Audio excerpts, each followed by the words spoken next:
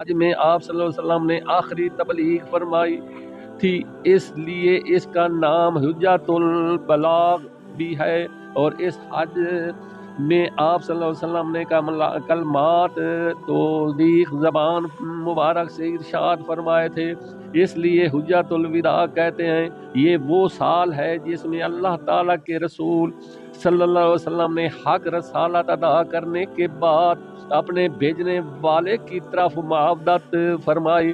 فتح مکہ کے بعد عام عرب ایمان لے آئے۔ ایک دن رسول اللہ صلی اللہ علیہ وسلم نے خطبہ پڑھا اور یہ آیت تلاوت فرمائی، الیوم اکملت۔ پھر فرمایا ایک شخص کو اللہ تعالیٰ نے دنیا میں رہنے اور مرنے کا اختیار دیا۔ حضور پاک صلی اللہ علیہ وسلم نے خود فرمایا ایک شخص کو، یعنی اپنا نام سامنے کی تونے، ایک شخص کو اللہ تعالیٰ نے دنیا میں رہنے اور مرنے کا اختیار دیا، اس نے عالم عقبہ کو اختیار کیا۔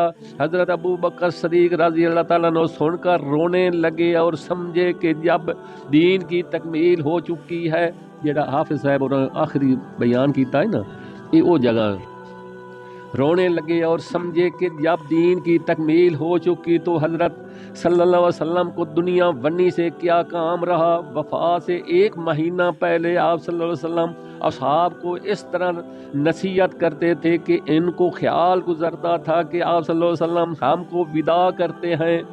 14 دن آپ صلی اللہ علیہ وسلم بیمار رہے، 11 دن تک خود نماز پڑھاتے رہے۔ 3 دن سبب زیادتی ضعف جسمانی جماعت میں شامل نہ ہو سکے اور فرمایا ابو بکر رضی اللہ تعالیٰ عنہ امامت کریں۔ جب ابو بکر رضی اللہ تعالیٰ عنہ رسول اللہ صلی اللہ علیہ وسلم کے مصلی پر جا کر کھڑے ہوئے تو ان پر اور صحابہ پر ایسی رکعت طاری ہوئی کہ رونے لگے، اور رونے کی آواز آپ صلی اللہ علیہ وسلم کو گوش مبارک تک پہنچی۔ اس وقت طبیعت میں کچھ سکون تھا، اس لیے مسجد میں تشریف لائے اور ابو بکر رضی اللہ تعالیٰ کے برابر بائیں ہاتھ بیٹھ کر نماز پڑھائی۔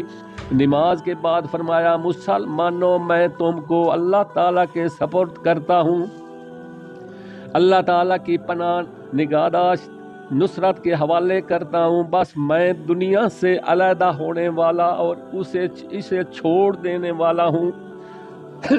آخری دن صبح کے وقت حجرہ مبارک کا پردہ اٹھایا جو مسجد کی جانب پڑا ہوا تھا۔ مسلمانوں کو نماز میں مصروف اور صفیں درست دیکھ کر چہرہ مبارک پر بشاشت کے آثار نمایاں ہوئے اور مسکرائے۔ پھر حضور صلی اللہ علیہ وسلم آگے بڑھے اور صبح کی نماز حضرت ابو بکر صدیق رضی اللہ تعالیٰ عنہ کا مقتدی بن کر ادا فرمائی۔ اس نماز کے بعد پھر دنیا میں ان حضرت صلی اللہ علیہ وسلم پر دوسری نماز فرض کا وقت نہیں آیا۔ ارادہ بخاری میں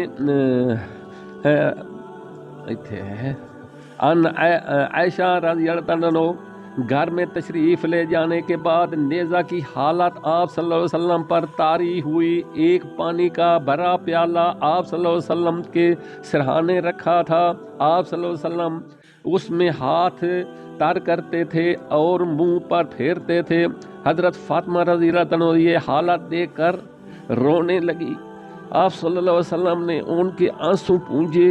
حضرت امام حسن اور امام حسین رضی اللہ عنہ کو بلایا، دونوں کو پیار کیا اور ان کے احترام کے بارے میں وصیت فرمائی۔ ازواج مطہرات کو بلایا، نصیحت فرمائی۔ حضرت علی رضی اللہ تعالیٰ عنہ کو طلب فرمایا اور ان سے باتیں کرتے رہے۔ سب کو نماز اور لونڈی غلام حقوق کے بارے میں تاکید فرمائی۔ پھر فرمایا اللہم الرفیق الاعلی، اے خدا برترین رفیق۔ حضرت عائشہ رضی اللہ تعالیٰ عنہ فرماتی ہیں پھر آنکھ کی پتلی پھر گئی اور 12 ربیع الاول سن 11 روز و 2 شبہ عمر 63 سال 4 دن بحساب قمری وقت شاشت روح انور نے جسم عطر سے پرواز کی۔ انا للہ و انا الیہ راجعون۔ یہ حضور پاک دی آخری وصیت ہی ہے تے آخری دن والی ساری وصیت ہے جیڑی حضور پاک ہوری کر گئے. پیچھے تو مڑے ڈھیر سارا ہے.